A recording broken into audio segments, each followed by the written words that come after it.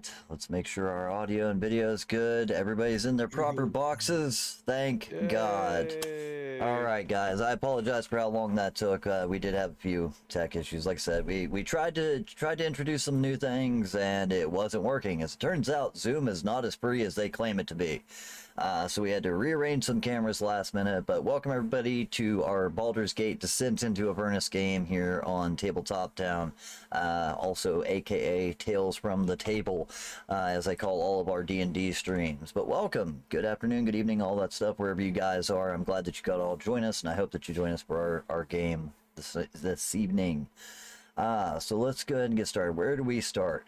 Real quick, let me give you a quick rundown of what we're actually doing here. We are playing a standard Descent into Avernus game, so it's straight out of the Baldur's Gate Descent into Avernus playbook.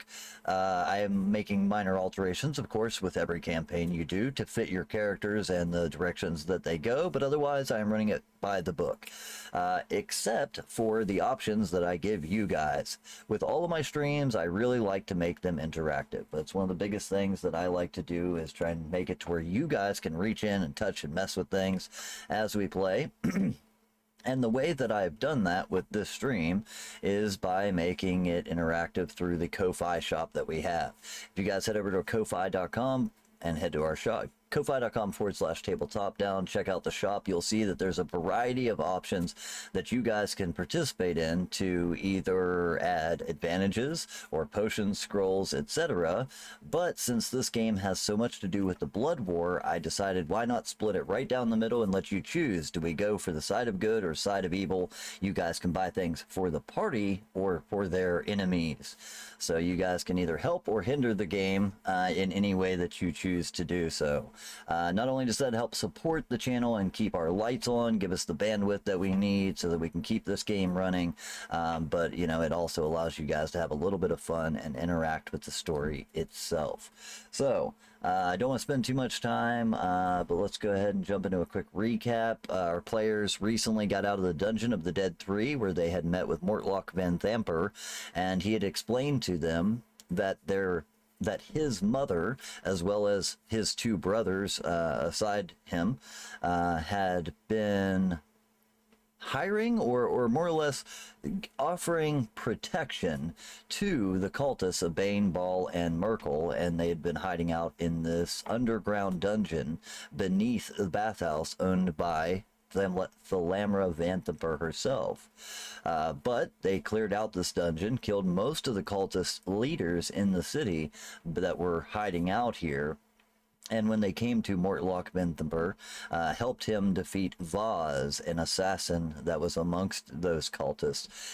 In return, Mortlock decided to offer the players some wisdom and said that his brother would be a next good bet if they wanted to still strike at the Van Thamper family, that he was leaving the city, let the rats have it, and they, did some quick shopping and are heading to the Low Lantern, where they believe they can meet with this Amric Vanthamper and either deal with him as they see fit, I guess would be the best way to put it, as striking the next blow towards Thalamra Vanthamper, the person behind many of these events, seeming to be connected to not only the fall of El Turel, but the issues that are going on here within the city as well, and the cultists of the Dead 3.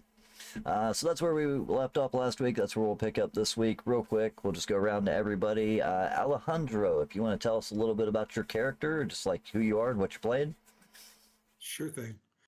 I am playing Alejandro, our party's bard, and I'm looking forward to having a good game tonight. You and me both. I'm glad that we're finally there to have it. All right, Maxwell, do you want to tell us who you're playing? I am playing Maxwell, our party's artificer, tinkerer, and prestidigitation bearer, and I'm looking forward to getting to touch at least one thing I shouldn't today. As per usual. Awesome. Well, let's move on down to Numo. If you want to tell us about your character then.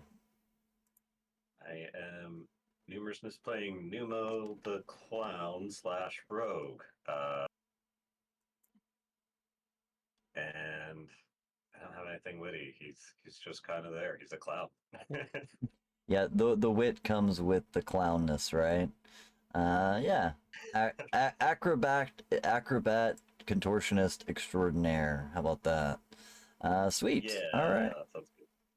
Well, if I also forgot to mention, I guess we also have it is 50-foot Ant playing Maxwell and Hunter Rose playing as Alejandro, since I forgot to mention real names.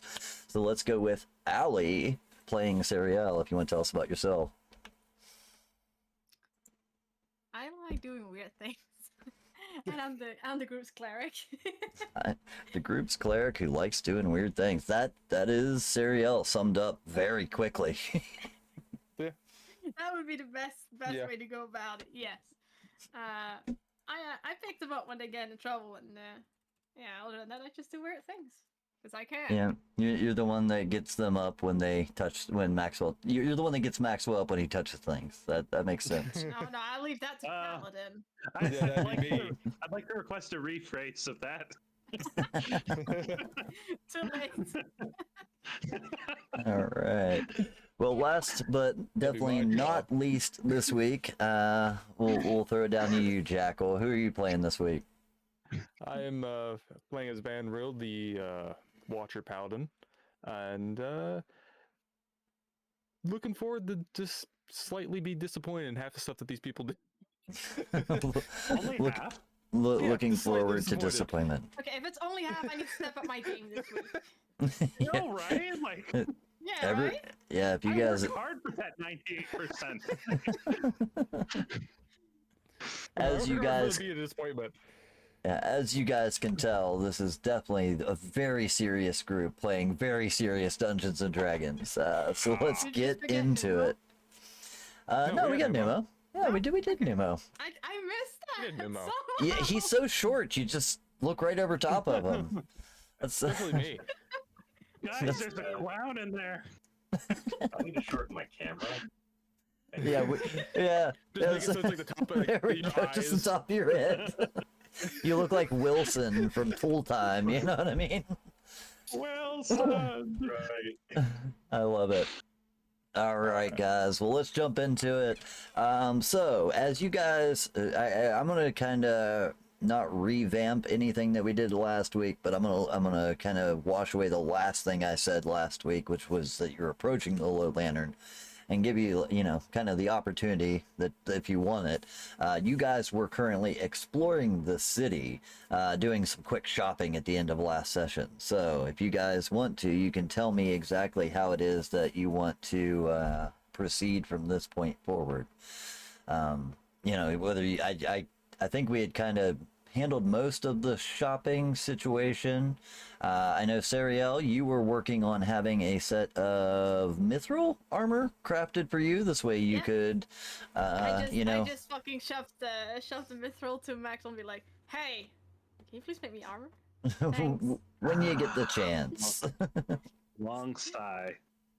That's it. Yeah, I can just imagine Look, this it will tiny be gnome. beneficial for you because it's just easier to pick you up afterwards. This poor little gnome holding all these metal scraps, But yeah, you had acquired enough mithril to have a set of mithril armor crafted. Several other you guys had bought some things. Numo, I nearly forgot to mention, so I've done some research into Baldur's Gate. This way I could better describe these shops that you guys are going to.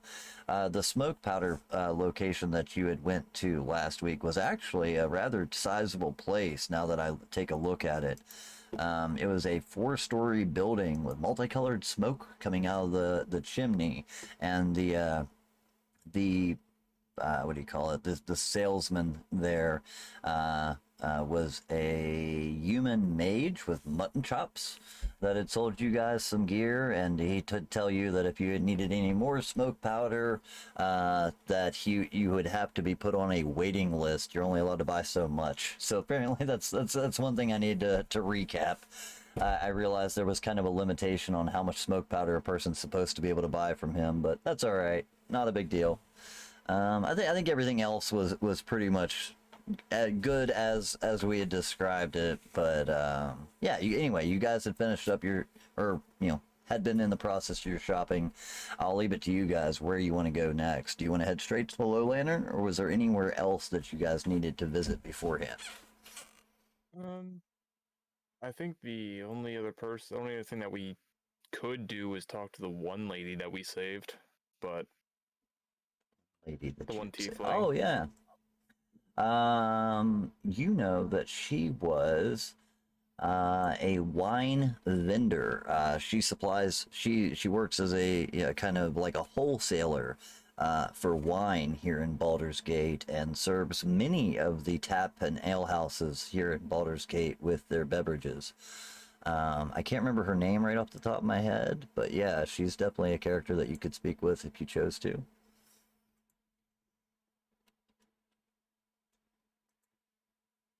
All right.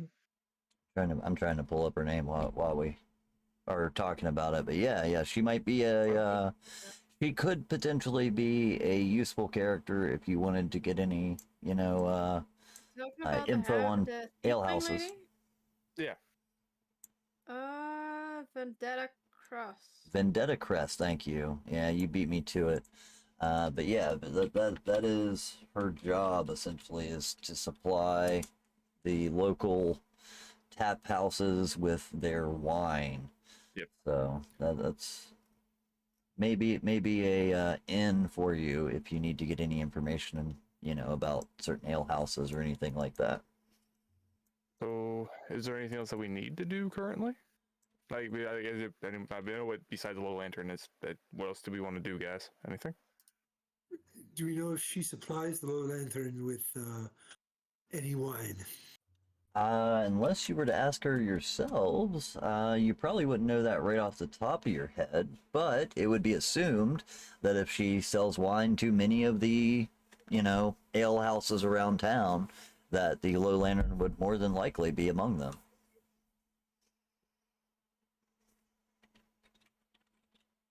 Could be an easy way in if you speak to her.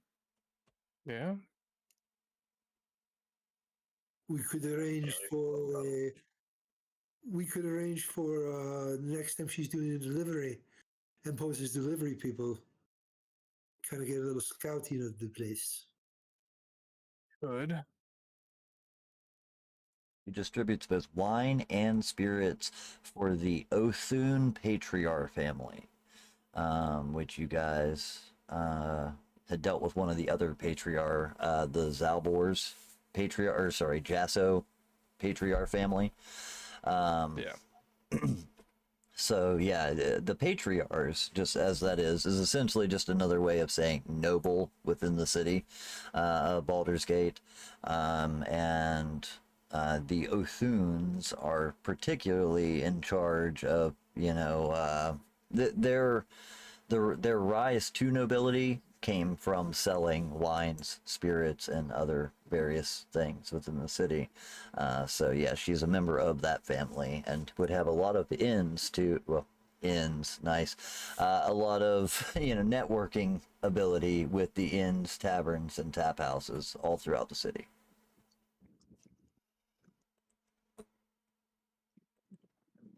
Should we go talk to her, or should we just go to the Low Lantern? That is up to you guys. What do you guys think? We could lose if we go. We waste time, then they might know that their place has been hit. Or if we go now, that'd be less of a chance. You might be. Go ahead. I'd say given that we killed that imp, they probably already know we were there. I mean, unless if it only reports at a certain time in the week, maybe it doesn't report every night unless it sees something. And I don't know if I had a familiar, I'd tell them to report all. It was said that the owner of the imp had many of those imps working at his behalf. Yeah, true. Yeah. It could be one. There might have been more that have seen you. Yeah, that you were told that Thirstwell Vanthemper, what the other son of the Lamra Vanthemper, was not necessarily. It's not a familiar situation, but had befriended apparently a large number of imps that he uses as scouts throughout the city, according to Mortlock. Yep. Right. Yeah. So I only sensed the one when I was up there. I mean, if there's a bunch of them, then it might be depending on. Well, it depends on a lot of things, but they might not know that it was that one that died just yet, or they haven't reported back, depending on what their orders are. Hmm. That is They might, that is the point that I'm trying to make. yeah, because if Oh. if they're only ordered to report back once they've seen something, then they would have no idea, if he just hasn't come back yet, just probably hasn't seen anything, or if he's ordered to come back every night, then they might know something by the time we can get, everything sorted. It's kind of a coin toss on that one as far as that goes. You're not 100% sure, but likelihood is that they probably already know, but there's still a possibility that you might have gotten away with it so far. Just call me pessimistic. I was just going to assume we hadn't gotten away with it, but if you're feeling optimistic, Well, I mean, what does it hurt anyway? I mean, at this point, they might think it's the dragon cultist since we left that thing out there in the front, so they wouldn't be expecting people like us. But if it was the imp, this is what I mean. So we might not be suspected. It might be the dragon cultist. Very true. this is true. Yeah, that is very true.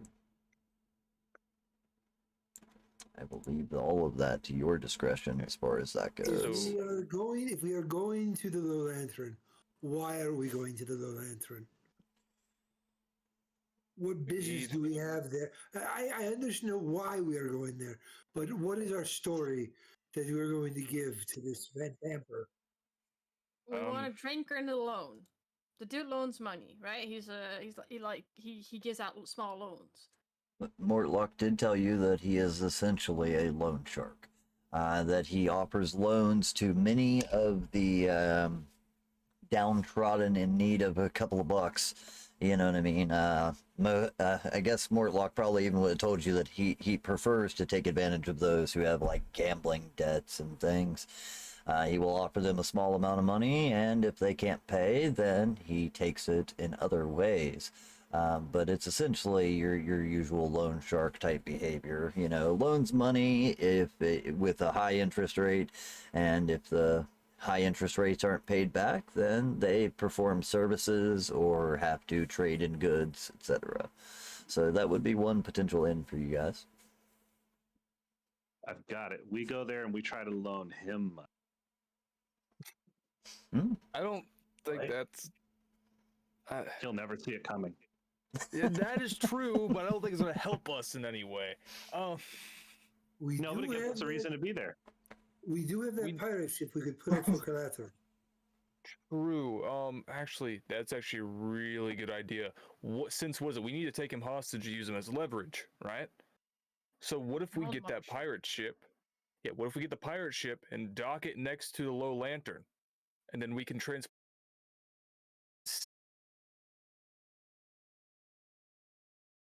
Plan. Hell, is there? Let me just go ahead and throw it out there. I apologize, guys, for the drop in stream there. Not sure what happened, but essentially it was just more discussion of the situation at hand. Yeah, we're getting a little lag. I don't know where it's coming from, but it should be resolved now. Do you think we need to find a potions place? Maybe, just maybe, or if our clown over here can slip, maybe if we could find a paralysis potion or a sleeping potion, something that could knock him out, slip into the drink and get him out quietly. Well, at the shop, I was really thinking about grabbing that love potion that was mentioned. We could seduce him. Where's Bard? We could charm him. We can charm him into following us. Check if there's a paralysis I potion. was going to say we could charm him.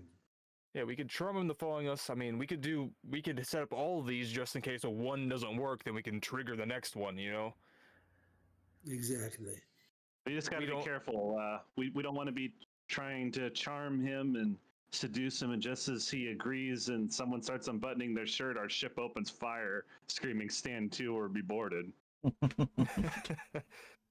Yeah, there's a large number of contacts that you guys could try to, appease within the city to get some more information as far as that goes, but that's entirely up to you as to where you want to begin.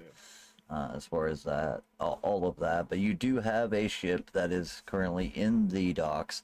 That might have been what caused our disconnect there a minute ago as I was moving things around here on the Discord page, or Roll20. But if you guys look at the map, the low lantern is located right here. I will go ahead and go as far as say that this is probably part of the main docks area where your ship would most likely be landed.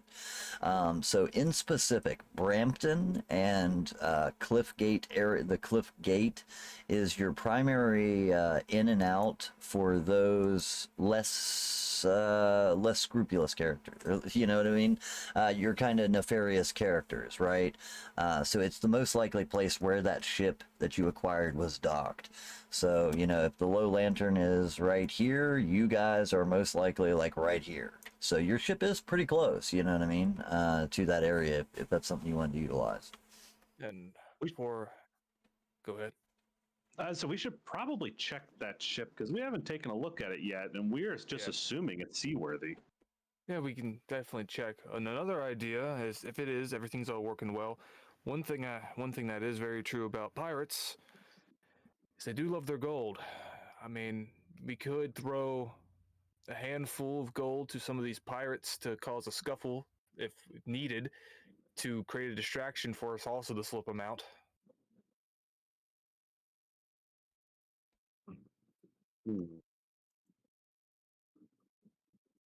Yeah. I love the planning phase, watching them meticulously put together a plan that we all know will never come to fruition. I know, right? Isn't it great? That's why I'm not saying anything, because they won't listen anyways. It's like watching Fargo. We don't need to pay gold. What if we just set the bar on fire? Yeah, or piss off a couple of them into a bar fight. It would create a distraction, and it wouldn't cost any money. No. Instead of setting the bar on fire, why don't we start a fight or something? Yeah. Hey, we go in. Look at that stuff coming in. Let's not add destruction of property to the many things that we are responsible for. We all go into this bar separate from each other, maybe, so they don't know we're all together, and then we can each do our own part of a plan if we can come up with.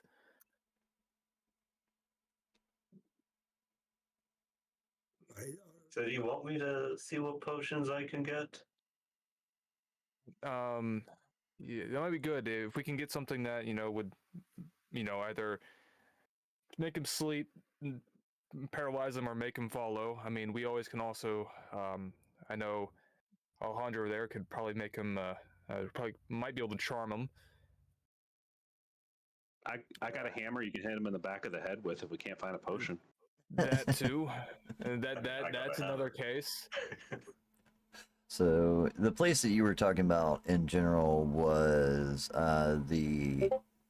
sorry, let me see if I can remember the name of it. It was the magic shop where you had found that, right? Sorcerer's Sundries. Yeah, Sorcerer's Sundries did have a wide variety of potions on hand as far as that goes. So yeah, that's definitely an option. Among them, you did notice that he had one filter of love that was available. It was a little expensive, but it's definitely something that's probably still on the shelf. We can double check to see if there's any sleeping paralysis or anything. I just want to come up with enough to make sure that if one of these fails, we have another one to go back with that one. And if that one, I don't want to go in there into his place of business and be surrounded by all of his people and be outnumbered. Just for the records, as you guys are standing in the middle of the square, I'm assuming you guys are probably like somewhere in the wide, you know what I mean, standing around all the market stalls and all of those things. I thought this point we would have gone back to the tavern since we were all finished up, and you said entirely up to you. Oh, or an alleyway. Either. Ironically, standing next to that murdered guy from earlier. Yeah, Next to the dead guy. yeah, you did find a dead person lying in an alleyway, and the guards had kind of shooed you away Yeah. from there. So yeah, it's up to you guys. You tell me where you guys are all currently standing. Are you currently in the middle of the markets still, or have you headed back to the Elf Song? Have you headed down to the dock ward? And I might be able to give you guys a little more details to help you out. I'd say down by the docks. All of our plans are involved in the ship. Yeah, let's say we definitely got at the docks after everybody had their rest and shit. Yeah. Okay. Yeah, no problem. So just for, a real quick explanation then, fog obscures the low lantern itself. You guys can see it from your current location. Everywhere in this lower district, the lower quarters, the lower city of Baldur's Gate, especially down here, by the docks in Brampton and Eastway, it almost always has sort of a low-lying fog that kind of covers this shoreline area. But anyway, as fog obscures the low lantern, until you at least grow within, get within 100 feet of it or so. But whereupon, once you do get within that radius, you would see that tall masts and a creaking bulk come into view. The converted ship has riggings but no sails, and is currently seems to be anchored by heavy, thick chains in the wharf area there. There's a wooden staircase that leads up to the wharf's edge in the main deck of the low lantern, whereas you would actually see that now during the daytime, there are tables and chairs sat on the top, on the deck of the ship. There doesn't seem to be any current patrons that are, hanging out outside at the moment anyway. But there are like tables and chairs sat on the actual top of the ship. You can tell this place is fixed. The ship no longer moves, but is still, floating enough as it is.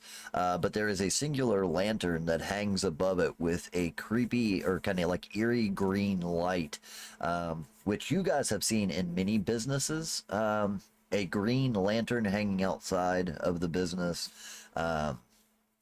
in Baldur's Gate just essentially means open. It's your open sign. You know what I mean? So you can tell that the place is currently open for business, and it seems to be rather what's the word I'm looking for? It's not heavily populated. It's like the upper decks aren't stacked at this point, but you do see that a person or two makes their way in and out of it. And currently sitting on top of one of the part of the crow's nest, there is currently a pair of what do you call them? Seagulls that are, perched on top of it, just kind of cawing at everyone that walks by. You see, like, as one person makes their way in, one of the seagulls nearly shits on him. He kind of steps to the side and cusses at the bird, who squawks back as they make their way in. But after watching it for a couple of minutes, you can see it's kind of a rough and rowdy crowd that tends to go in and out of this place. The few people that you've seen come in and out, they don't seem to be your, these aren't the patriarchs, right? It's not the nobility of the city that frequents this place. It looks like a group, honestly, you guys are adventurers yourselves. It looks like cutthroats and mercenaries that tend to hang out here. But the ship is kind of docked by itself. There are a few other ships that seem to remain empty nearby, but if that gives you any insight as to what it kind of looks like, just it seems to be a fixed ship with a open sign out front, a couple of people that have milled their way in and out, and it seems to be a kind of seedy tavern set up as far as all that. You guys would also probably be able to see your ship from here too, to be honest. And if you did want to make that stroll, no less than like 5, minutes away, you can find your ship as well. If you guys head there, you would see something similar in size. It is what you would expect to be a full pirate ship. There is, your aft deck, your lower deck, and then your what do you call that? Wherever the steering wheel is, you know what I mean? And Yeah, the Port hell. Castle. Thank you. Yeah, Port Castle. Yeah, or yeah, that's it. It seems to be a decent looking ship. What is, just out of curiosity, what's the name of this ship? You guys tell me. It was a pirate ship. What's the name that's written on the side of this thing? You can make that up. I'm curious to know. 2 drink minimum. 2 drink minimum is painted down the side of the ship. You ever Well, he's not you know, putting it to a vote. I mean, that's we fine. don't, we don't vote on this. This is fine. Yep, I'm good with it. Yeah. Across the rear of the ship, you do see, 2 drink minimum, spelled out in a nice filigree as far as that goes. It has your typical white sails. There's no flags that are currently hanging from it, and it seems to just be sitting there anchored in the wharf. What you do notice about it, though, is that taking a look at it from where you're standing, it seems more or less abandoned. You don't see any other crewmen that were a part of it. Now you know that you acquired this from a group of pirates, right? Essentially, Tarina, the pirates that you guys killed in the Elf Song Tavern, were a part of the ship. You assume they probably had a crew at some point. Seeing how you only dealt with 5 of them, it takes more than 5 guys to run a ship. But you're not seeing any of that crew currently on board. It seems almost like if there was, actually, I'll go ahead and say from what you're able to look at, the ship looks like it has been stripped and abandoned. Anything that was stored or cargoed on the ship is not there anymore. Whatever remained of the crew took every last thing that they could off of this thing and found themselves onto another crew by now. So it's just a basic ass ship. The sails and all that are still there. The ship is still fully intact, but there's no cargo seeming to remain or anything like that. Yep. But yep, you guys, it's probably, like 5 minutes walk from the Low Lantern. So if that helps you guys, at all. Mm-hmm. So Okay. we could. So was it Our best bet is probably trying to get him out of there. But let's see. We want to interrogate him? Or We need to want use him as leverage against his mother, I believe. She knows what happens to the city. Apparently she knows what happened to the city. This vampires seem to be all around circling this entire thing of what happened to El Toro. I mean, to get to her, she's going to be held up in her manor. I mean, our best bet is probably to be going through someone like this. It's not the most moral of ways to do it, but we've seen what. And just in that thing, there was another hellhound. There was one outside of El Toro. They're working with imps, and they have hellhounds down there. They destroyed an entire city. Mortlock most definitely told you that he believes that his mother was directly responsible for the fall of Elturel, has been working with cultists and demonic entities that he is aware of. So that's definitely something you would have been made fully aware of. And if their family's part of it, I'm not against of holding him as leverage against her, especially with the type of. No, it's gone. You're on a roll. Especially with the type of dealings that he does, it's not much, True. We have to show them we're willing to take a stand against this type of evil. We have to set the bar on fire. No one is setting the bar on fire. Setting the bar on fire. You can touch the bottom. You cannot set the bar on fire. Don't you dare set it. You'll all come around to my plan sooner or later. In the worst case scenario, if all else fails, we set the bar on fire. So you're telling me there's a chance? If everything else Don't fails. tell him there is a chance. If everything else fails, I agree to it. You're a horrible paladin. But as for now, we're just talking about ransom people. Not as much ransom, more of dragging her out of her fancy home maybe it was one of our best bets, or to get more information and how to infiltrate their home to get her. Maybe he's not happy being under his mother's thumb. Well, we'll figure that out once we have him. I don't want to take the chance and have him fakely agreeing that he's on our side and then go tell her 5 minutes later. Okay. As you guys are standing there having this conversation, you realize it almost takes a second, but you realize that your party of 5 has become a party of 6. And just standing among your huddle is a 6th figure.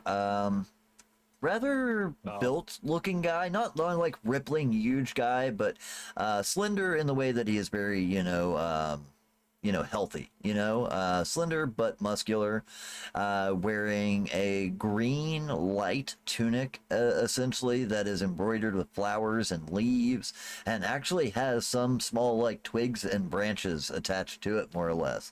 His hair is very wild and unkempt, and he is just standing there holding a piece of tree bark, listening to you guys talk. Jackal, is that you? I look over, just, who are you? I didn't want to interrupt. You seem to be kind of in the midst of it there. I was to give this to Mr. Alejandro. That would be me. How may I help you? That's him. This is for you, sir. And he produces a piece of tree bark, which I will show to you guys. Give me 1 second. I'll just post it in our general chat, as well as I'll show it on the stream here, too. I proposed setting the bar on fire, and somebody brought us kindling. Our cameras. Give me just 2 seconds. Oh, I messed up Discord. Hey! Whoops. All right. Yeah, I saw all that stuff. Give me 1 second, actually. I'll show it on the stream. Yeah, because otherwise it will mess everything up. Let me find it here. I set this up beforehand. There you go. It is a piece of tree bark that he produces with what appears to be a cube on it.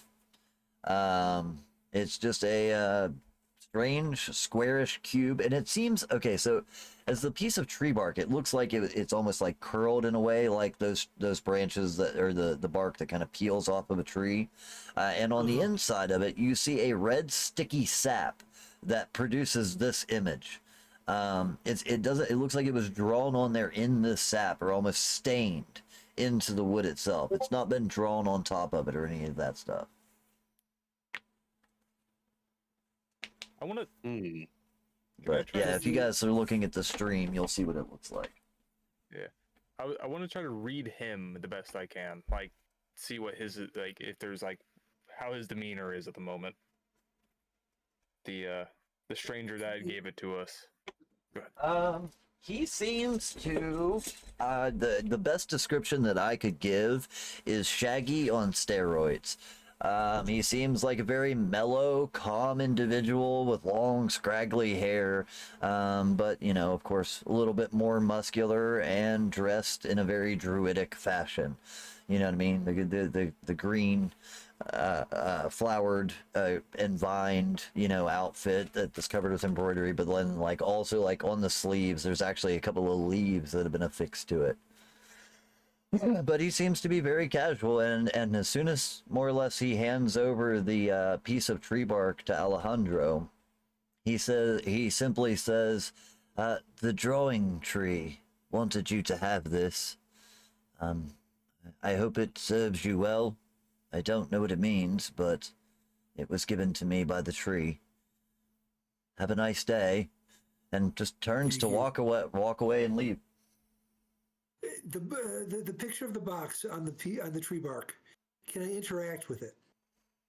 No. If you touch it, you actually it's sticky. You can tell that it feels like tree sap, or even though the image has been more or less stained to it, it feels like tree sap that's just made this image on the piece of bark. And that's all that's on the piece of bark is the picture of the box. Correct. All right. And I look at the box itself. I don't see anything special about the box. I show it to the paladin. Would this You mean got- anything to you? Just out of curiosity, do you guys try to stop the guy as he wanders away or anything, or? I was going to try to use. Okay. I was just, that man is clearly operating on a different plane of existence from the rest of us. I wouldn't touch him. Yeah, I was trying to use. I was going to use so insight. that you don't want to touch. I was going to try to use. I was trying to use insight to see like if it was like he's just Yeah, go ahead and give me an insight roll. All right. Would pass and I'll roll it. I was gonna see if it's. Oh, it's way better than my passive. Okay. Well, if you're like actively trying to check him out, that's separate from if you're just kind of noticing. Yeah. And I'll aid him in this. I'm 25. As you Let's watch see. the druid leave, the bard starts beatboxing in your ear, and it's somehow helpful. Yeah. I read this man's soul. Yeah, definitely. With a 25, you get the gist that he seems to be rather forthright in everything that he's telling you. And when he said, so like the unusual part was when he said the drawing tree wanted you to have this. You're not sure who or what a drawing tree is, but he said it as if it was a person or an individual. But seems to, I mean, he definitely seems to have a very euphoric sense about him. He seems very calm and collected, and simply offers it to you as it was intended. As if someone. You don't read anything false about him, I guess, is the big question. Is there anything else that you're trying to like insight about him, or? I was mostly checking to see if he was lying about any of it, or if there was any sort of hint of like he was trying, like if he seemed nervous or like trying to like this might be a bad thing he's handing over. In a sense, like if he was nervous about handing something over. He doesn't seem he does not seem nervous at all. He actually seems almost as if he had given you a great gift. Before he leaves, I try to catch his attention. Good sir, one more thing. Yes? Yeah. This drawing tree. Where Right. is it so that I may thank it for this wonderful gift? Oh, the drawing tree. Well, it's Insight Park. Are you not from around here? Well, the locals know it as Inside Park. It's where I live. It's about a half mile that way. You'll see it's one of the few places that don't look like this. And as he points around, you see a lot of industry and business and people milling about, you know what I mean? Assuming that he's kind of gesturing towards, civilization in itself. But he says it's look for the flowers, the garden, and you'll see the tree in the center. It only gives messages when it deems. I don't think, if you intend to ask it for more, people tend to do that. It doesn't really reply when you want it to, just when it wants it to. I understand. Hey. It is a tree after all. He said, whatever you do, don't damage the tree, though. Send your regards, offer it thanks, but don't damage the tree.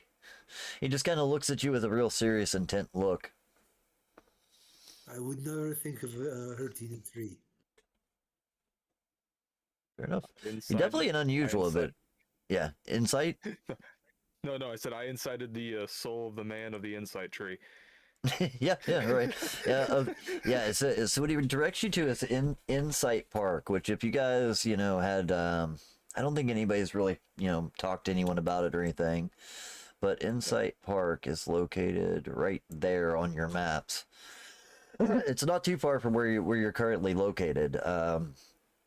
And what little you know about it is it's, as described, a park, just a place where there's grass and, flower beds, etc.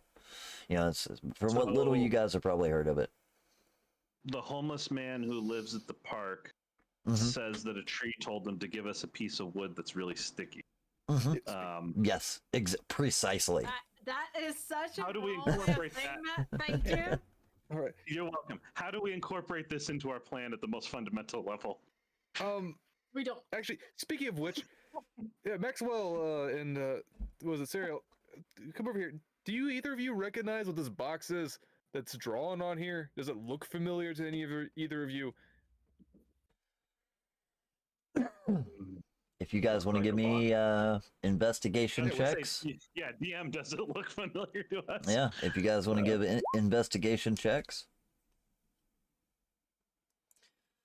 So I'm going to use prestidigitation to create a little illusionary version of it in my hand so I can study it at will while Sariel is also studying it. Okay. I'll study absolutely. Oh, actually, I do. Never mind. I saw the one. I was like, oh no. I'll investigate for some reason. Okay. We all investigate. Everybody investigates the box. I think for the most part, it looks like many of boxes that you've seen. You do realize that it's heavily decorated. You know what I mean? Based off of so, with it being just a stain of tree sap. That has apparently made this image on the actual piece of bark. Like I said, it doesn't look like it was drawn with ink or anything like that. It lacks detail, but it does seem to have a bit of a design to it. And Maxwell, as you try to replicate that as best as you can, it looks a little, as much like it does on the stream here, a little blurred.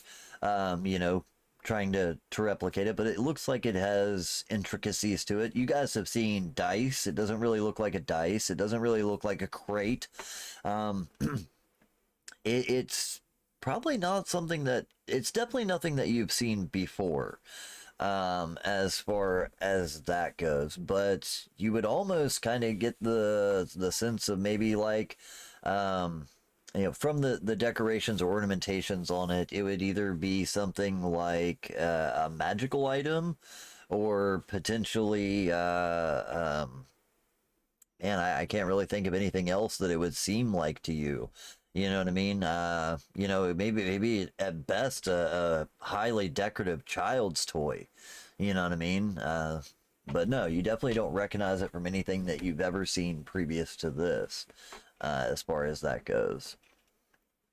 It does look like several of the smudges maybe could be symbols if they were in more detail. You know what I mean?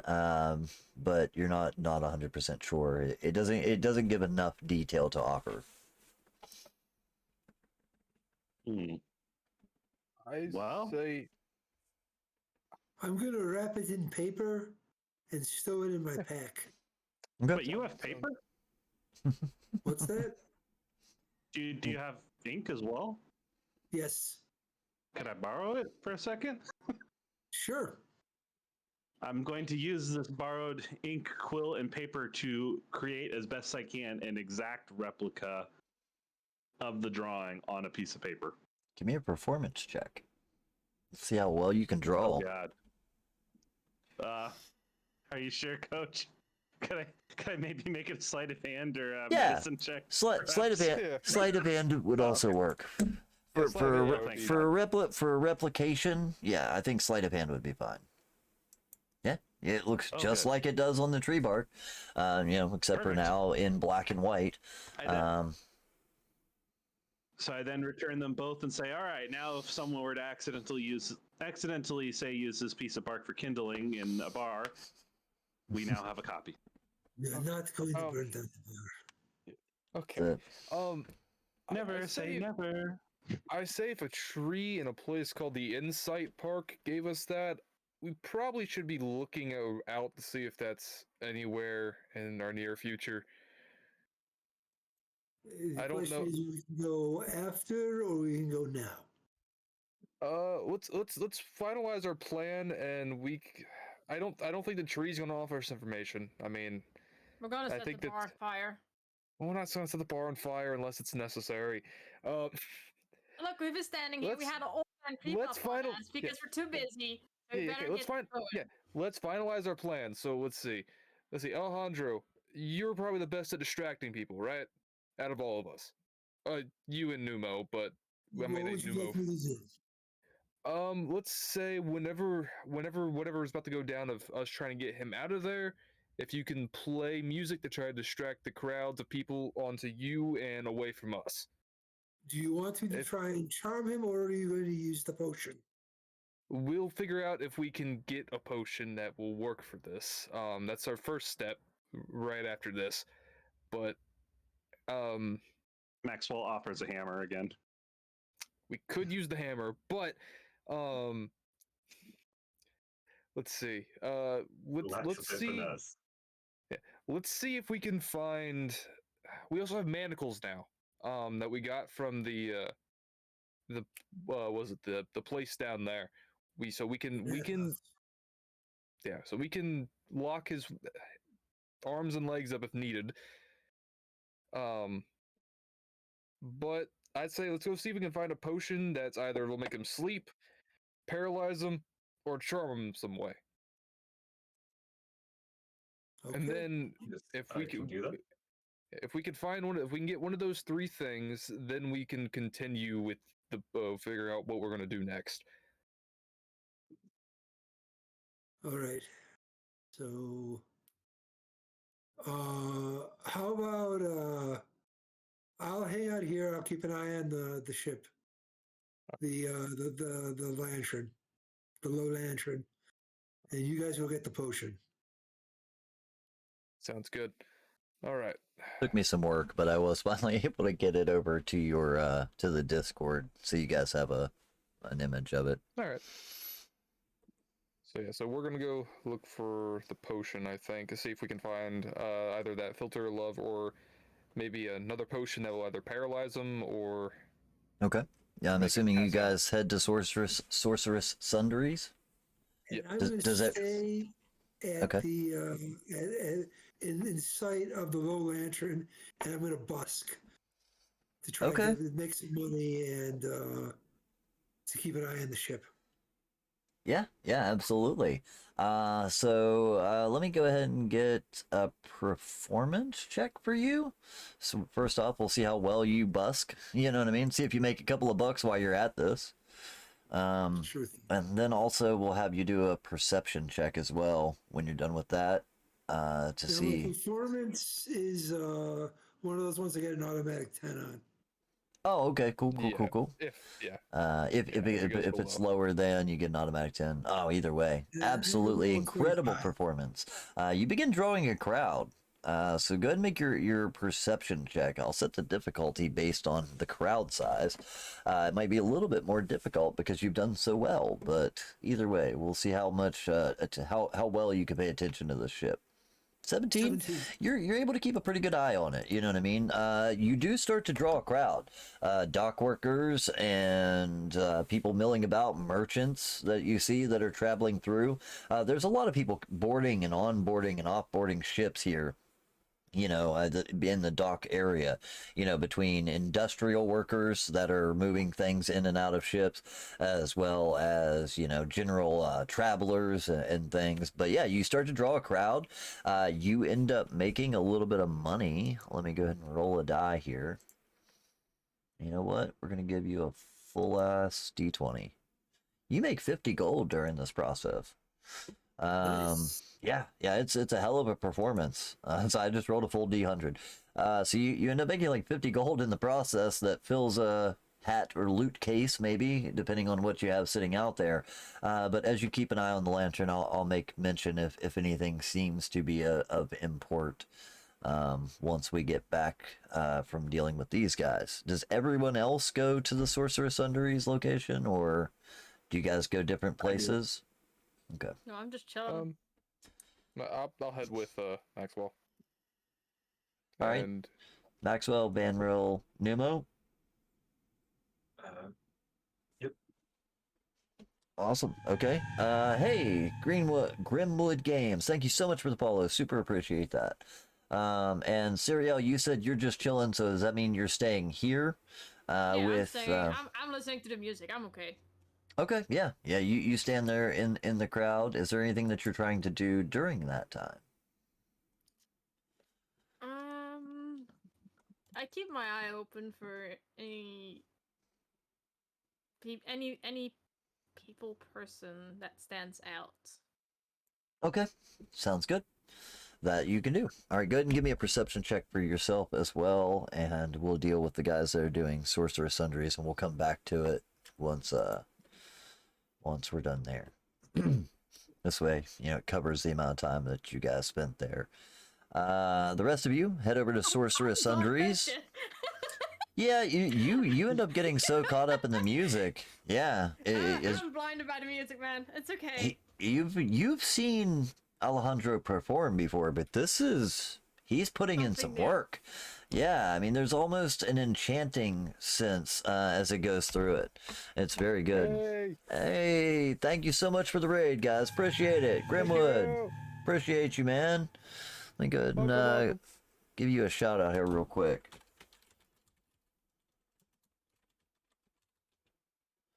Let me see. How do you spell your name? Ah, damn dads.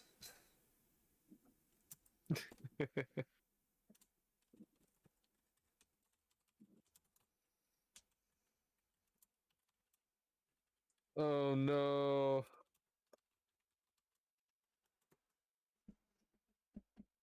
There you go. Hopefully, it's only got 38 seconds left, so.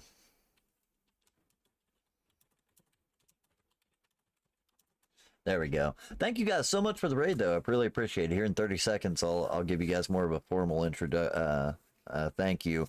But for those of you that are currently making your way towards Sorcerer Sundries, it is a dome of stained glass, a dome made out of stained glass roofs that's tall, a round shop, casting kind of chaotic shafts of color that seem to spread out all over the street and area around it.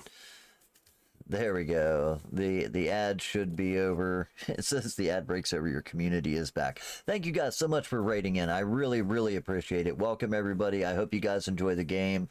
We do a light, funny kind of game. We're currently playing through Descent into Avernus, so if you haven't got your Baldur's Gate fix from playing Baldur's Gate 3, then come in and get some more here. But yeah, thank you guys so much for joining us. Grimwood, thank you so much, man. I did give you a shout out, so any of my guys that haven't already, head over to Grimwood Games. Give this guy a follow. You said you also interact with chat. I'd love to see how that plays out. Thank you, though. Good. Make sure to give you a follow as well. Appreciate it, man. Yeah, hopefully you guys enjoy the game. All right, so as you guys head to Sorcerer Sundries, like I said, you find a dome of stained glass roofs, tall, round shop, casting a chaotic shaft of color that seems to scatter all over the the nearby area and especially into the building itself. There is a human male mage by the name of Ribbelin Blackhand that seems to be the shopkeeper. He has thick mutton chops and kind of long cascading black hair. A little bit of a snobbish attitude almost, but seems a little eccentric at times as he starts talking about magic items. So yeah, he says, "Oh goodness, back already. I'm glad to see that you've enjoyed the wares so far. What could we interest you in this evening? Come back for that filter of love, did you?" Maybe, but I was first going to look to see if you had anything in the way of sleeping or paralysis. Well, I mean, typically things like that would be something that would be monitored by the city guard and watch. Yeah, we can make an arrangement if you want to come around the back of the booth here, please. He kind of takes a long look around and steps around to the side. He does pull out a small little crate from behind the counter. He says, "These in particular are known for both sleep and paralysis. The administration is the complicated part. You do have to get someone to ingest them. Unfortunately, it does not work in any sort of intravenous methods. Trust me, I have tried. It just ends up with the person urinating purple for about a week. It is rather interesting. But yes, if you can get someone to drink any of these, they should sleep or paralyze the person that you're looking for. The price is a little steep at running around 200 gold each, but each dose, of course, would put one person to sleep. Even the great Minsk himself would go down like a lamb after drinking one of these tonics. All right. What do you guys think? Sleep or paralysis? Why not both? Can we add an ingredient to one of these potions? Remember that the bag of beans we came across? Oh no. We're not Hmm. putting the beans in. We're not gonna have it. Not the beans. Not the beans. Not the Well, hang on, beans. let's not discount this out of hand. What's your plan here? I just think we can add a bean in there, and you know, he takes the we need the guy- potion, he gets lethargic. We need him alive.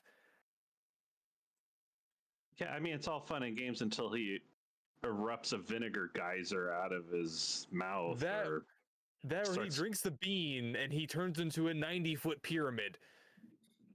That would make it hard to smuggle him aboard the ship. There's only a chance of that happening. Yes, There I is- would prefer not that to be. Now, if you guys start discussing the beans while standing here at the counter, he says, well, I mean, as far as adding other things, I mean, there are certain side effects that can take place when administering more than one potion at a time. I would be cautious.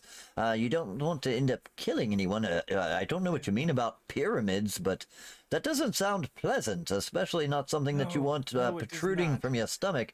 But I am interested in these beans of which you speak. Are you interested in selling by chance? I'm always looking for new wares.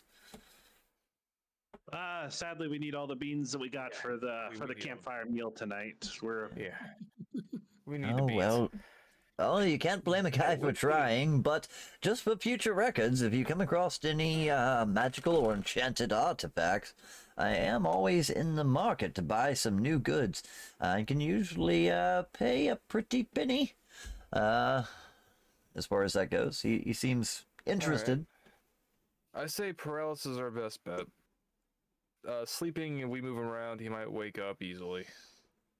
Since the effects usually last up to about 8 hours.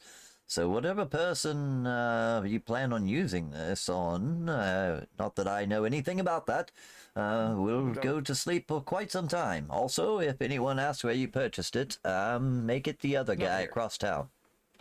Yes. Making your competition, I get you. All right. Let's see. What do you guys think? Max will hold up a lighter.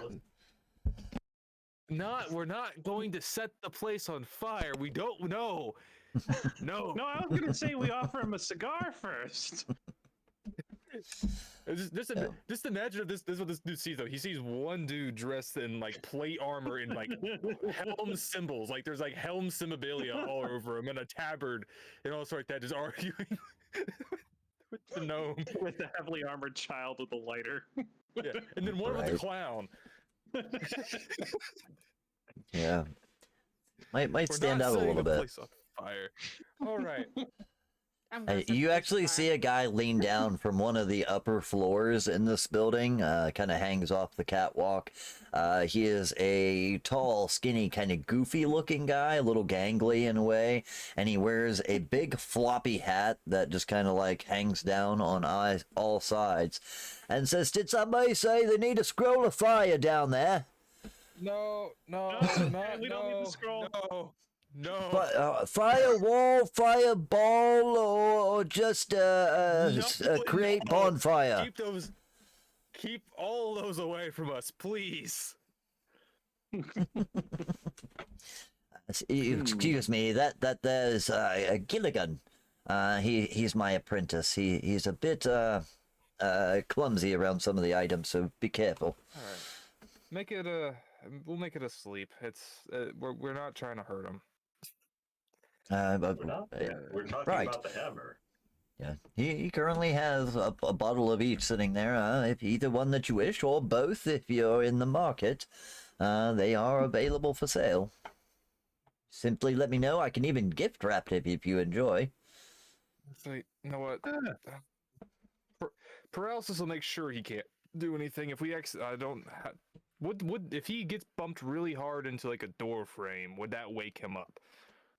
Well, I mean, as far as the sleep potions itself, it typically knocks them out quite well.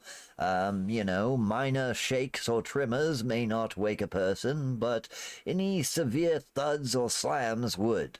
As for the paralysis, in that case, it's not really a matter of them being awake. They are conscious during the process, but just simply have no control over their faculties. Yep, no muscle control. Okay, yes. Okay, then we'll choose paralysis. Paralysis it is. I will I will gift wrap it for you myself. All right. You do see he more or less 200 gold pieces. He does seem to actually kind of perform a semantic and verbal gesture as he moves his hands over top of it, and you see a piece of paper that wraps up around it and a little bow ties on top of it. It makes a nice little gift wrap package. Oh, Maxwell's going to chip in 50 gold. 50 gold. Then will you chip in at all, or the rest may? Yeah, I can chip in 100 as well. Okay, 100, so 150. Also, do like a thieves' cant to price check that scroll of like firewall. Yes. So when you say thieves' cant, so like my party knowing. Right, so a thieves' cant is a subtle language of hand gestures, facial movements, etc. That can, or even sometimes just saying one thing that truly means something else, like the butterfly flies at midnight, etc. And anyone else that would speak thieves' cant would know it. Do you mention it to this guy or to the gentleman upstairs, or who is it that you're talking to? I think the guy that offered it, I try to like give some sort of signal, like a squeak of firebomb nose or something. Gilligan. Gilligan is his name. The tall, skinny guy in the floppy hat. Gilligan. Okay. See if there's like any kind of way I can hint that like I want it, but don't tell the others.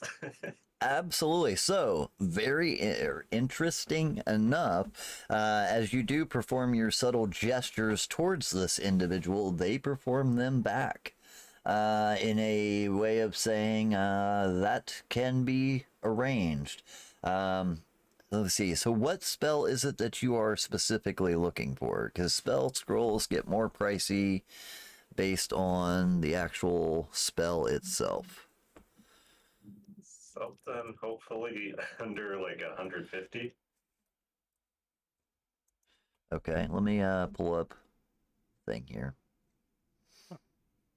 So was it now in convenient PDF form? I love that. By the way, in case anyone wants to know what we are using for prices, if you think the prices I'm giving sound crazy, we are using the Sane Magical Prices guide that is available pretty much anywhere on the internet. It was a homebrewed, kind of setup that people had put together, labeling many potion scrolls, magic items, but giving them realistic prices, not the tens of thousands. So it is actually rather easy for these guys to get a hold of some magic items in comparison to what it normally would be. Let's see, spell scroll. So let's see. So level, like a cantrip alone would only cost like 10 gold. You know what I mean? For like create bonfire. Flaming Spear, which is not a spell which you can cast. That's the other thing too, right? So scrolls are a little bit weird in the way that God, can anybody remind me on how spell scrolls work? I believe you have to be able to cast the spell, like in general, to be able to even use a spell scroll. Is that's still a thing?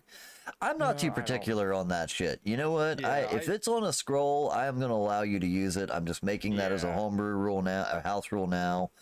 So the best that I would probably be able to offer here in that case is Spell Scroll level 3. It would also cost 200 gold, but he could give you a Scroll of Fireball for 200 gold.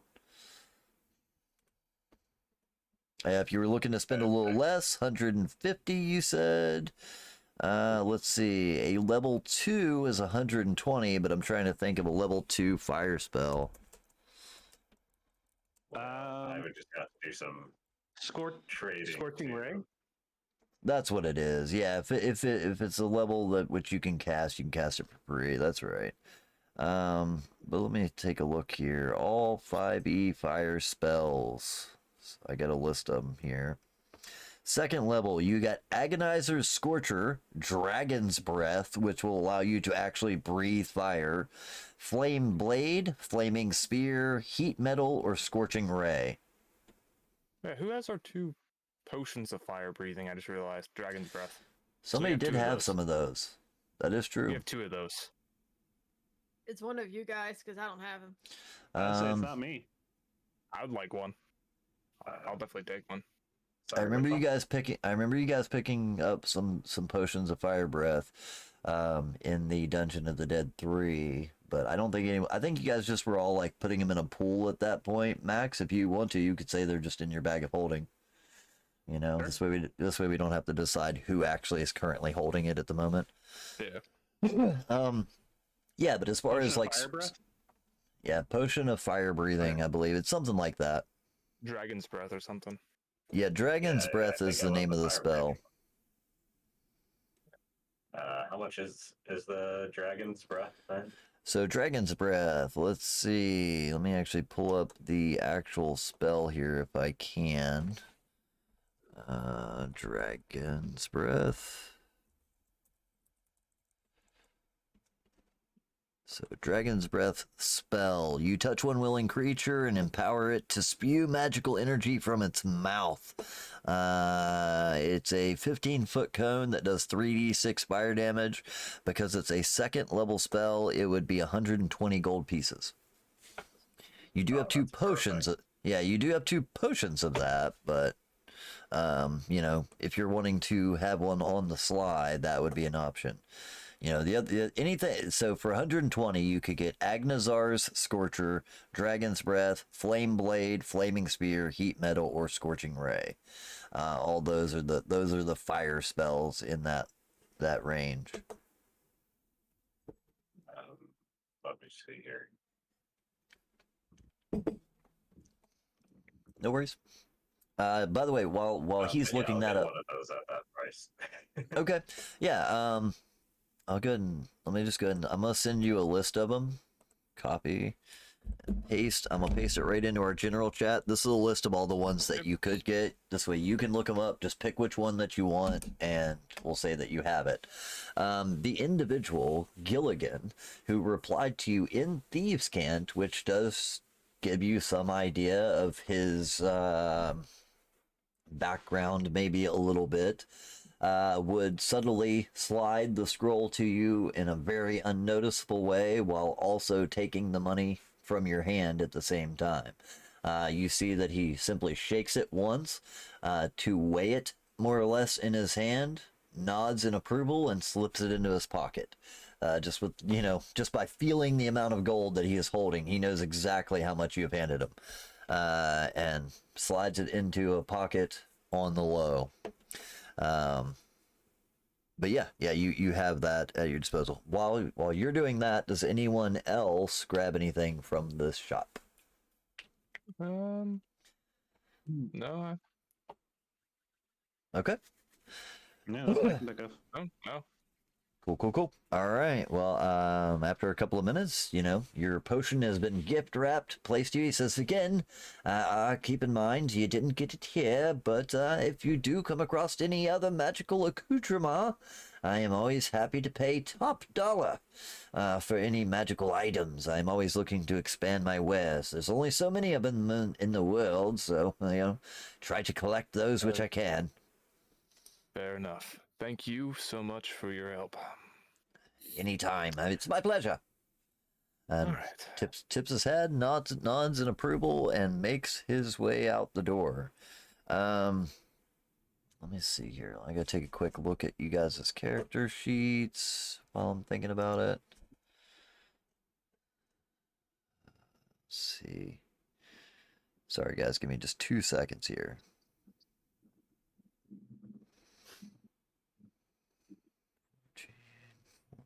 Every dude just needs for the past half hour, and it doesn't wanna. Okay. Let's see. Both Vanril, Cyriel, and Alejandro. You what did I do? You guys do notice that as you make your way out of the store, there is a rather shifty looking fellow. That's about a half. Oh, that's right. That's right. Cyriel wasn't there. Me. And oh yeah, damn. Yep. I was just going by you guys' passives. Yeah. So yeah, in that case, Vanro, you would notice that a shifty looking fellow does seem to eyeball you a bit as you're leaving the store, but to the best of your ability, he doesn't seem to follow you or anything. But he definitely takes notice of you as you're leaving the store. Can I insight him to see what? You can definitely roll an insight. Yeah. See if he's a bit. Well, if he was like trying to look at like, I want to see if he was like trying to. Oh well, I don't notice shit. Yeah. Yeah, it doesn't. Oh shit! I'm gonna say, taking a look at him, shifty looking dude, giving you a weird look. What a dick. Point out Strange. the other two, and I just sort of go on my way. Yeah, once it's pointed out, the other two of you would notice it as well. You know what I mean? The guy does seem to, casually turn his gaze once he realizes people are looking in his general direction. Numo, with your background, you know what I mean? People that you know people that are crafty, that like to pickpockets and things like that. He seems like he's probably scouting the store or some of its potential patrons, looking for a score. He doesn't seem to follow you as you make your way away from the building, but he definitely took notice of you. So, might be something to keep an eye out for. Yeah, is there like any identifying stuff that I can look at so I know how to keep an eye out for him? That I like. If you want to, you would definitely recognize him. You'd recognize his face, and if you specifically say shoes, you can recognize those shoes. They're not incredibly specific, you know what I mean? But actually, they have a very specialized sole that, reminiscent to your own shoes, was purchased to be very quiet. You know what I mean? They're quiet shoes. You know what I mean? You wouldn't hear them tapping along a cobblestone street in the middle of the night. And that's specifically why you've chosen the pair that you have. So you would recognize them at very least. But go ahead and give me a history check if you could. And you can do this with advantage. History. Yeah, give me a history check with advantage. Oh, good. I got -1. Just goes, was it thieves can't just like no. So you do see that he has a couple of tattoos that typically would be something that you would use to identify different, guilds or affiliations. You don't recognize his tattoo, but you would remember it if you were to, you would remember it if you saw it again. You know what I mean? As far as identifiable marks. It seems to be more or less like, to use a modern day reference, get different gang members get, a certain tattoo to identify themselves. It's very similar to that, but you don't recognize this one in particular. All right. But yeah, you guys make your way back to. Does the rest of the party see him? Like I said, Vanderbilt pointed out to the rest of you guys. So all of you would be able to identify the guy's face again if you were to see it. You know what I mean? But yeah, he definitely gives you an eye. And it looks, and once, if Numo, if you take the time to explain, like, that guy looks like he's looking for a mark, the rest of you could kind of piece together that he's probably looking for anyone that, he could pickpocket or, you know, try to make a score on it at some point, but he doesn't seem to actually follow you specifically. Kind of the look of your group when you come out maybe wasn't enough to, captivate him yet, but he definitely took notice of you. Yeah, be like, was it we always have Numo respond to him in Thieves' Cant? That might shock him a little bit to stay away. Right. I'm thinking like I'm just gonna give him a wink, like I know what's up, but like not gonna care as long as it doesn't concern me. Okay. So yeah. If you want to give him a wink, just a regular wink, or is this a thieves wink? we can make it a thieves wink. Okay. You kind of give him a wink in a thieves can't sort of way, and he does take notice of it. And at that point, you see he kind of like shifts his posture, like shit, I've been made, but almost nods in approval, and you would see that he scratches his nose and a little bit behind his ear. That would represent more or less him saying, all right, I'll leave you be this time. You know what I mean? Keep an eye out. Okay. I do just like a regular butt scratch or something. Like, he just looks confused at that point and tucks back into the alley and disappears. He doesn't understand that dialect. Yeah, he's like, I don't know. Whatever. Kind of gnomish version of Thieves' Cant. Yeah, exactly, right? Thieves' Cant? Yeah, that's always my Thieves' Cant's always such a weird one for me. I feel like there should be multiple dialects, like Baldaran Thieves' Cant isn't quite the same as Waterdavian Thieves' Cant or something, but yeah, it's all good. But yeah, you guys make your way back to the boat. Do you make your way back to the docks directly, or back to the boat? All right. So for those of the two of you that were standing there watching the low lantern specifically, by this point, it's probably around midday. You've had a whole day of shopping. It's starting to settle into early evening, not quite night, but starting to turn towards dusk at this point as the sun is, starting to settle over the shore. Let's see. The one thing, so a couple of things that you would have noticed. Or let me see. So Serial, what was your roll again? You rolled like a 17, right? Oh no, you rolled really bad on your perception. That's right. Yeah, I'm enthralled by the music. That's exactly it. Yeah, you're totally oblivious. But Alejandro rolled. Man, I should have kept better eye on this. You rolled really. He rolled 17 on the performance. Yeah, there it is. Thank you. Performance and 17 on perception. 17, Yeah, I was trying to make sure I had the right one. Yeah, 17 on perception. So you notice a couple of things. You do see a man that fits the description of Amric Vanthamper, who shows up about halfway through your performance. Very slim, greasy looking guy.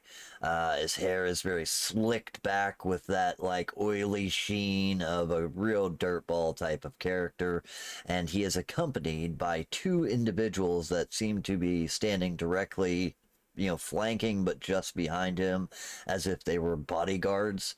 They look like killers, you know what I mean? Maybe not the toughest guys, but definitely bodyguards that accompany him as he enters the deck.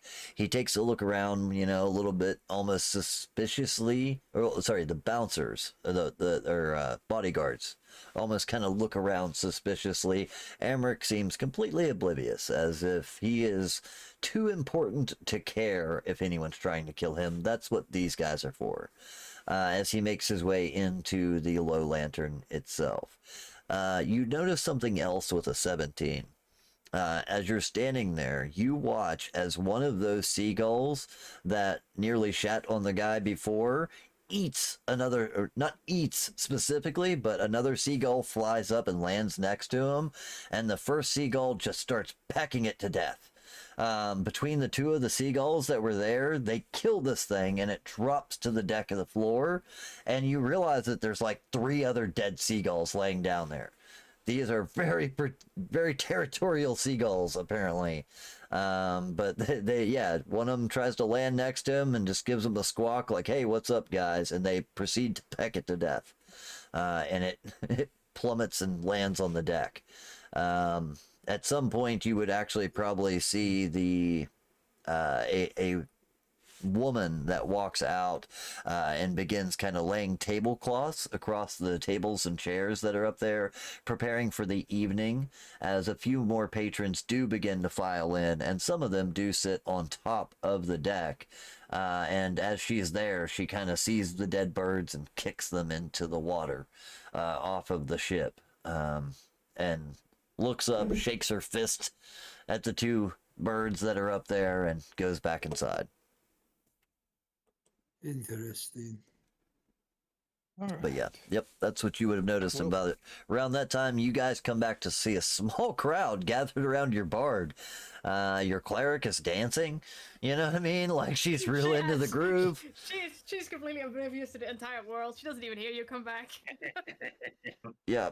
Was it? Vanderol just walks up, sets his hand on the cleric's shoulder, and is like, "Come on, back to the boat." Huh? Back to the boat. Starts dragging her, just like, "Come on, back to the boat." What boat? That's good stuff. Completely Just at this point, oblivious. just picks her up on, puts her on her shoulder. "Okay, guys, let's get to the boat." When you say to the boat, which boat are we talking about? Our boat. We're your going boat? to our boat. Yeah. Okay. Is that the collective decision that head back to you guys' newly Well, apparently I don't acquired have a pirate ship? choice. I just got tossed over the shoulder. There you go. Hey, That's what you get. Hold on. Is this payback for me licking you like last That's what I'll say. session? That's what you get for licking the You licked paladin me. right there. That's true. You don't even know that. Yep. He's like, "You licked me." So, as you guys step on board of your newly acquired ship, like I said, it's a nice ship. This is a decent ship. It's been well taken care of, seems to be maintained. Seems like it's seen a couple of battles in its days, as you see a couple places that have been repaired, but it's been repaired properly by a proper crew. But as you can tell, you can see places where crates and barrels and many of the things that a ship needs to, for a long journey at sea are missing. But, everything else seems to be there. One thing you would take notice as you go to place the keys you were given to the captain's quarters, you go to put it in the lock and realize that it is already unlocked. And opening the door, making your way into the actual captain's quarters themselves, the lower portion of the deck, you see that there are cots. So as you make your way into the lower half, you see that there are cots for crew that have previously slept there. The cots are still there, but void of any blankets or anything that go with it. And the actual captain's quarters itself, the door, like I said, was unlocked. But making your way in there, you find that there is a rather nice bed. Apparently it was too big to be carried away. It's got like a large 4-poster bed with almost the curtains that hang around it. And some like nightstands and things, dressers, collected in a writing desk in the corner, and the sheets and bed clothing on that are completely at disarray. You find several pieces of clothing that seem to be scattered about, and most certainly, like hanging from one of the lantern things on one side, you find a pair of women's undergarment that are hanging from one of the lanterns. Seems that somebody here had a pretty decent time at some point. What was it? Was I not invited? Hello? What was the other girl's name that we went here originally to find that that had us fight the bandits? Oh. The person who kind of helped you acquire the ship was Tarina. Yeah. Tarina, Rhea, either or both of you in here? You hear no reply. You know what I mean? And like you're not seeing enough. I will say you're not seeing enough clothes to presume that there's a naked person hiding somewhere. but you're just seeing some remnants of clothes, more or less, like couldn't be found on their way out, maybe. All right. Yeah. All right. So I was sort of, look at the others. We got the paralysis potion. Now we just need to figure out our plan to actually get to him and put it in there. What do you guys think? Oh, there's so many ways we can Yes. throw get him to drink it. It's like a feast. Offer it as a toast. Or pour it on him.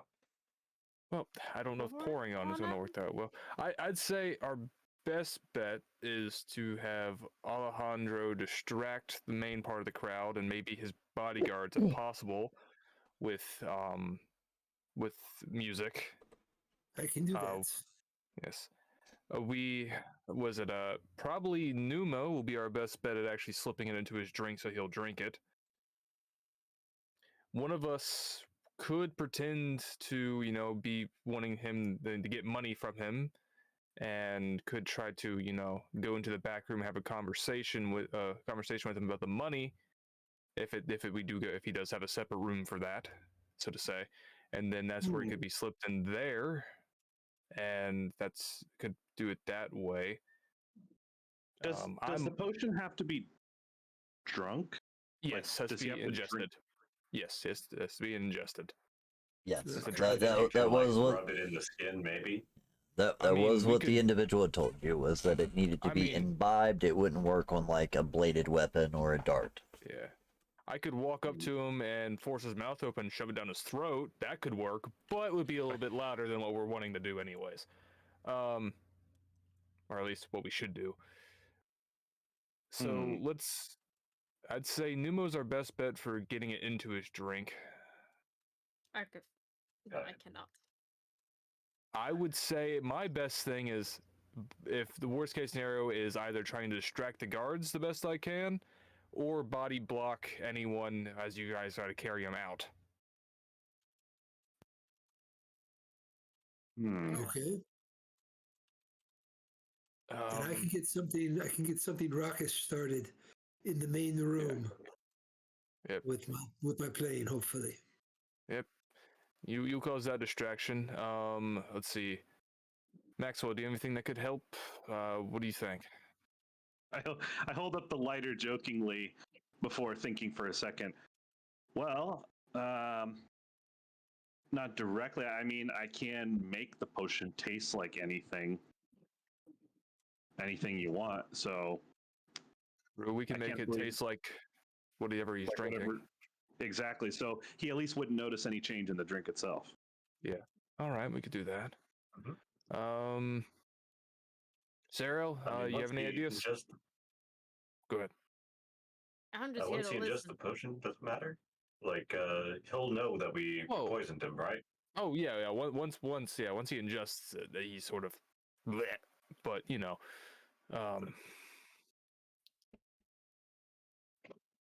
all right. Okay. So, all right. So that seems like your ideas. Yep, Sarah. What are you thinking? Nope, leave me out of it. I have nothing. All right. The best thing you could do is probably, be a distraction. That would be a distraction. How is it to be a distraction? What do you expect me to do? Shake my tits? That could work actually, but probably a better idea. That or better idea. I don't think it'd be enough.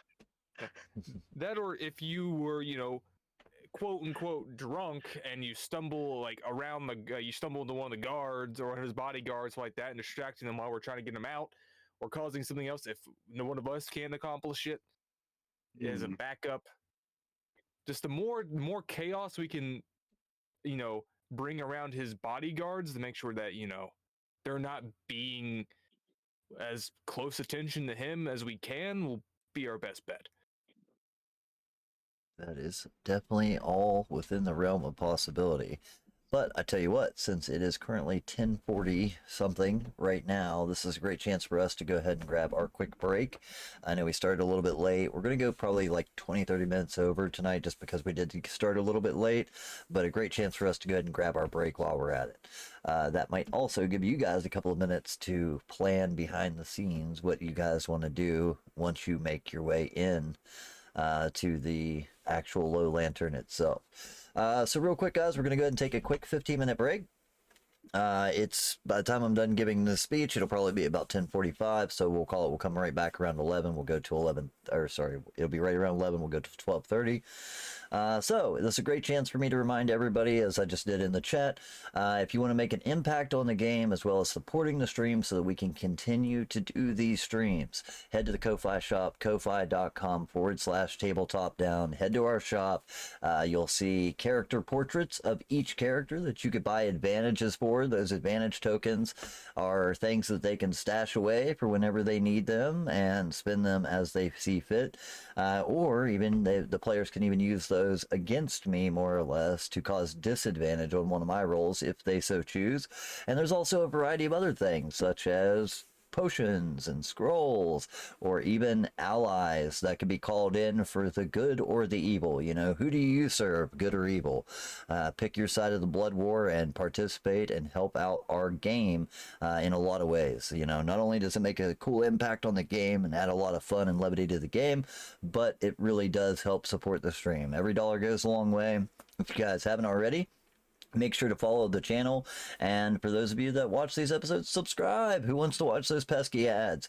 You know, $5 for the cost of a Happy Meal. You can subscribe to the channel. It helps us a ton and keeps this stream rolling so that we can keep this game going for you guys. You know, I know that I harp on it a lot, but without you guys' support, we couldn't continue to do this. You know, this is my full-time gig here, so yeah, it's what keeps this channel running. But yeah, give us about 15 minutes here. We're going to take a quick break, and we'll be back right around 11 p.m. Eastern Standard, and we'll continue our game from there. Make it look good. Head over to the Ko-Fi shop, check it out, and you know, subscribe, all those good things. We'll be back here in just a few minutes, guys. Hang tight.